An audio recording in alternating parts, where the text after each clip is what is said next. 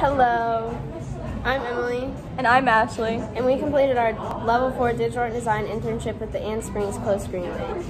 This semester, Emily and I both finished all 4 levels of digital art and design. So I completed all 4 courses at NAFO. I completed 1 level at Fort Mill and 3 levels at NAFO. And then in the fall, I'll be studying graphic design at Anderson University. And I'll be studying psychology at the University of South Carolina.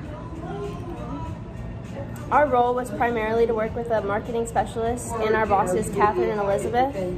Our goal was to create designs and templates for events happening in Fort Mill, including the Greenway.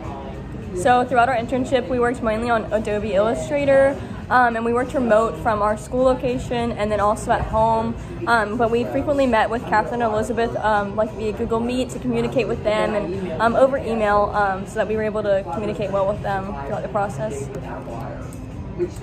So one of the main projects we worked on throughout our internship was the Taste of Fort Mill.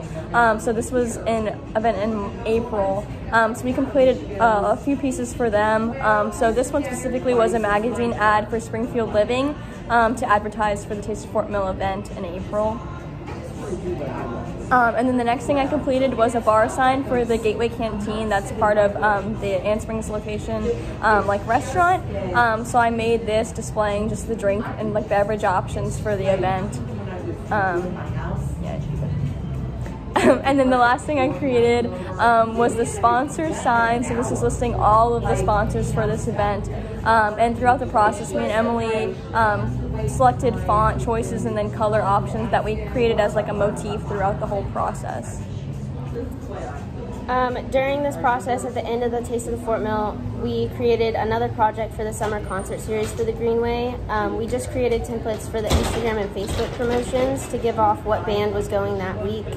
It just is a showcase that goes on Instagram and Facebook on the stories that they post saying the date, the time, and where it's at. One of the designs that I created was a step and repeat, which was basically a huge sign that goes in the back of a red carpet.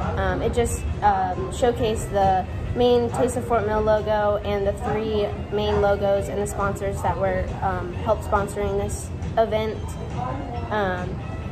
And another thing that I did was the check-in signs. There were 3 of these. They showcased one of them.